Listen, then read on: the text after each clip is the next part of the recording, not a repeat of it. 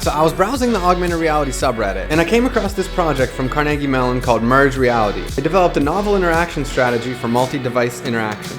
They're pulling shit out of fucking screens, and I love it.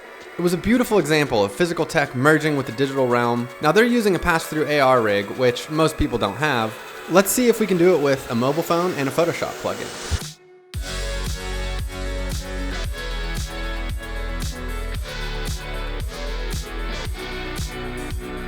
Now you're probably thinking, Matt, why are you wearing a women's jacket? And Matt, why did you even do this project when Adobe Aero already lets you put Photoshop docs into AR? And to be honest with you, I don't really have a good answer for any of those questions. The first thing we need to do is figure out how to connect the phone to Photoshop. Turns out there's like 4 different ways to make plugins for Photoshop. Most of them are designed for web. One of them lets you use C++. Of course, I found a 5th, less documented option because I like torturing myself, Adobe ARkore. There's literally one single tutorial on this subject on the entire internet. And it was created 7 years ago. How do I get myself into these situations? Haven't I learned my lesson with these projects? Just get off the computer, go outside, experience the real world. No. So let me break it down. You can tell Photoshop to perform commands with a JSX file or extend script. These files are based on JavaScript and you can run them in Photoshop from the toolbar. ARkore is a Node.js library that allows you to make plugins for Photoshop. From Node.js you can send extend script code as a string to be executed by Photoshop. Sick. Now the first thing we need to do is send all the layers from Photoshop as images to a phone. But how do we connect the two wirelessly? So I'm digging through this ARkore code and I see that they have some kind of WebSocket implementation. Of course it doesn't work and there's 0 documentation. Now sometimes I surprise myself with these projects. I'll be talking to myself like, damn Matt, you are pretty smart. But here's why I'm a complete fucking idiot. For whatever reason, I convinced myself that Photoshop didn't want you to make external connections for security reasons, so that's why they have their own WebSocket code. I ended up digging around my Photoshop install and I found this example plugin. Inside it, they had node modules alongside the plugin. I didn't know you could do that. I incorrectly assumed that you could only use the node modules included with ARkore, so I legit wasted like 2 weeks messing around with TCP and all this other shit when I could have just used a WebSocket node module that somebody else already made. For sending packets of information with network sockets, we have pretty much 2 options, TCP or UDP. We're going to ignore Bluetooth here because I hate it with a passion. So TCP is a connection-based protocol and UDP is connection-less.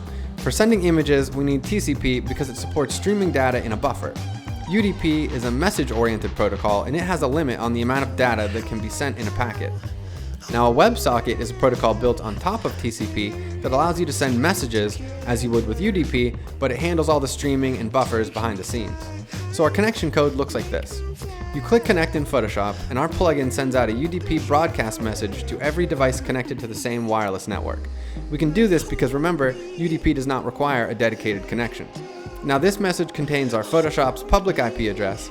In Unity, we can listen for broadcast messages, and when we receive one, we can use that IP address to create a WebSocket connection, in other words, a dedicated TCP connection between Photoshop and our Unity app. Now we can send images from Photoshop to Unity like a boss.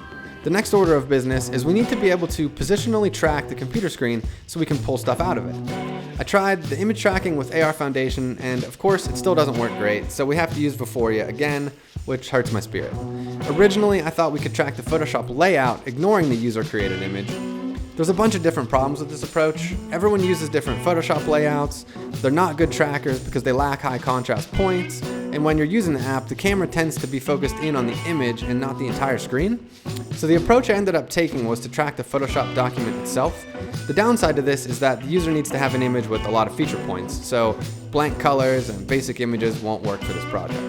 Now, as far as creating the tracker, of course ARkore doesn't let you get the pixels of the entire document, so we're going to have to construct the image ourselves. Since we have each layer of the document, we can position them all in front of a second camera in Unity, render that camera to a render texture, grab the pixels from that texture, encode them to a PNG, and now we have an image of the whole document. We can now pass that image to Vuforia and create a tracker at runtime. Perfect. Well, it's not perfect, but it works. Now, honestly, one of the main reasons I wanted to do this project was I wanted the mobile app to actually move the real Photoshop image up on the computer screen, and then the virtual image would start peeking out of the top. Here's what that actually looks like. So yeah, it's an absolute disaster. I tried threading to make it faster, I tried interpolating to make it smoother, but ultimately the latency is just too high. It's always like at the end of a project, I find out some assumption I made about how things were gonna work was completely wrong and everything just comes crumbling down. I need exercise.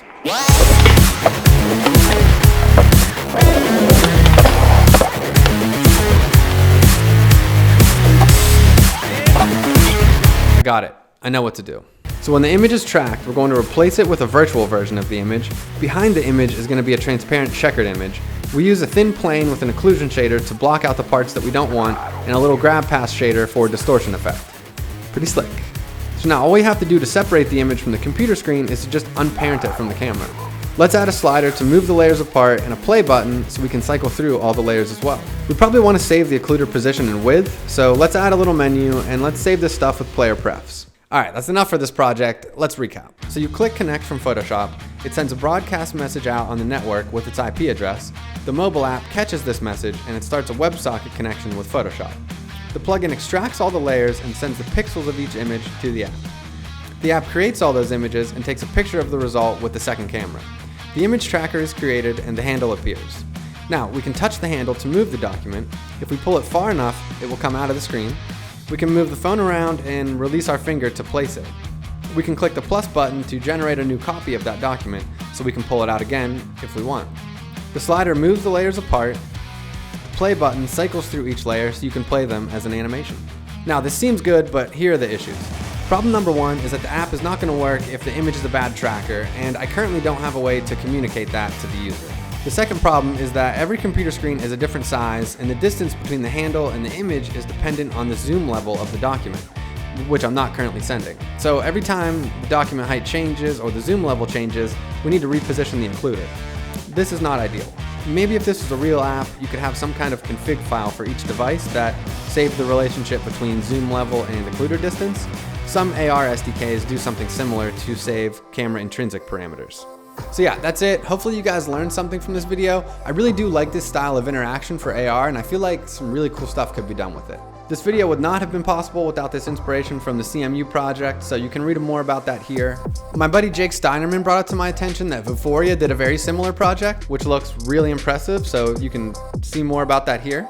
So yeah, maybe for the next video we can make a Blender plugin that pulls 3D models out of the screen. I think that could be pretty cool. Anyway, if you want to try out this project or you just want to steal the code to connect Photoshop to Unity, I put everything on my GitHub. You just download the project and make a build for either Android or iOS. Take the plugins folder and put it inside Photoshop Plugins Generator. Open Photoshop and go to Photoshop Preferences Plugins. Enable Generator. Enable Remote Connections. Put password in for the password. Restart Photoshop and you should be good to go. I actually did this project like 6 months ago, and then my severe project ADD kicked in. But since then, I've been playing with Unity's perception package to mask out body panels of a car with PyTorch. And I also played around with the stereo camera on my Oculus Quest so that I can make an updated version of our Jarvis project.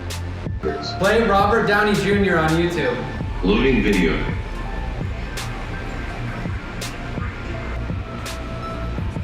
So yeah, let me know in the comments if you guys want to see videos on any of that stuff, and please don't forget to subscribe to the channel. It really helps me out. So with that, we'll see you in the next one. Goodbye.